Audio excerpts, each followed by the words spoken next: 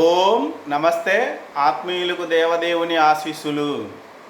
శ్రీకృష్ణ పరమాత్మ భగవద్గీత 13వ అధ్యాయమైన క్షేత్రజ్ఞ విభాగ యోగంలో తెలియజేస్తూ ఉన్నాడు జ్ఞాన సంబంధమైన అంశాలను. ఇంద్రియార్థేషు వైరాగ్యం అనహంకార ఏవచ జన్మ మృత్యు జరా వ్యాధి దుఃఖ దోషానుదర్శనం అన్న శ్లోకంలో ఈ శ్లోకంలో 3 అంశాలు వివరించారు ఆయన. అవేంటంటే ఇంద్రియార్థేషు వైరాగ్యం అనేది ఒకటి, అహంకారం లేకపోవడం అనహంకార ఏవచ అనేది ఒకటి, తదుపరి 3వ అంశంగా జన్మ మృత్యు జరా వ్యాధి దుఃఖ దోషానుదర్శనం అన్నది ఒక అంశం. ఈ 3 అంశాలు మనం పాటించడం ద్వారా మనము త్రికరణాలతో జ్ఞానాన్ని పొందిన వాళ్ళం అవుతాము. ఏంటి ఆ విషయాలు అంటే, మనకి జ్ఞానేంద్రియాలు 5, కర్మేంద్రియాలు 5, మనస్సు 1, కలిపి 11 ఇంద్రియాలు ఉన్నాయి. వీటికి ఆయా విషయాలు ఉన్నాయి. శబ్ద స్పర్శ రూప రసగంధాలు, గమన దాన విసర్జన వాక్కు ఆనందాలు అనేవి వాటి కర్మ విషయాలు. ఆ తదుపరి మనస్సు ఆలోచన పరంపర, ఇవి వీటికి విషయాలు. ఈ విషయాల యందు వైరాగ్యాన్ని కలిగి ఉండండి అని చెప్తా ఉన్నాడు.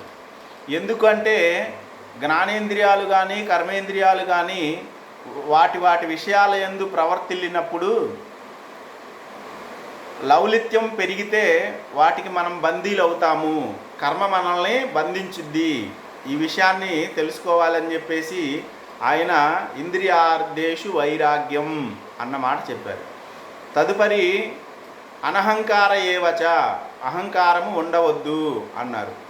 నేను చేస్తున్నాను అన్న భావన కానీ, నేనే పొందాలి అన్న భావన కానీ, నేనే అధికుడను అన్న భావన కానీ ఇవి లేకుండా మనము ఇది బాధ్యత అన్న భావనలతో కర్మలు చేయడం ఆలోచనలు చేయడం అనేది అహంకారం లేకుండా ఉండడానికి కారణమవుతుంది. అహంకారం లేకుండా ఉండడం ఆ విధంగా ప్రవర్తన చేయండి అని భగవానులు వారు తెలియజేస్తూ ఉన్నారు. 3వ అంశమైన జన్మ మృత్యు జర వ్యాధి దుఃఖ దోష అనుదర్శనం అన్న వాక్యంలో వీటి విషయంలో ఇది దోషంగా భావించండి అన్నాడు. పుట్టడము, మరణించడము, పెరగడము లేదా వృద్ధుడిగా అవ్వడము, వ్యాధులు రావడము ఇవన్నీ దుఃఖంగా భావన చేయండి అని చెప్పాడు. ఇదే భగవద్గీతలో మరొక చోట చెప్పారు, అనిత్యం అసుఖం ఇమం లోకం ప్రాప్య భజస్వమాం అన్నారు. ఈ లోకము అనిత్యమైనది, దుఃఖాలయమైనది, దుఃఖాలతో కూడి ఉంటుంది. కాబట్టి ఈ లోకాన్ని పొందారు మీరు, అయితే నన్ను భజించండి అని చెప్పారు ఆయన. మనం ఏం చేస్తున్నాము అంటే పిల్లలుగా ఉన్నప్పుడు ఆట బొమ్మల యందు, స్నేహితుల యందు అట్లా మనము లాలిత్యానికి గురయ్యాము. పెరిగి పెద్ద అవుతున్నప్పుడేమో వేరే విషయాల యందు మనం లాలిత్యాన్ని పొందుతున్నాము. మనకి ఇష్టమైనవి ఇష్టం లేనివి ఇలా విభాగం చేస్తూ పోతూ ఉన్నాము. భర్త భార్యని భజిస్తాడు తన అవసరాలు తీరడం కోసం, భార్య భర్తని భజిస్తుంది తన అవసరాలు తీరడం కోసం. పిల్లలు తల్లిదండ్రులను భజిస్తారు, వాళ్ళకి ఆట బొమ్మలు అవి కొనియాలా, చాక్లెట్లు కొనిచ్చాలా ఇందుకోసం. ఇలా ఉద్యోగులు అధికారులను భజిస్తారు మరొక అవసరాల కోసం. ఈ విధంగా పరస్పరం ఒకళ్ళనొకళ్ళు పొగుడుకోవడము, వాళ్ళ అవసరాలు తీర్చుకోవడం చేస్తూ ఉన్నారు. ఆ తదువిధంగానే కొన్ని విషయాలలో దుఃఖాల పాలవుతూ ఉంటారు. కొన్ని స్వల్ప ఆనందాలు కూడా ఉంటాయి. ఇదంతా కూడా మనల్ని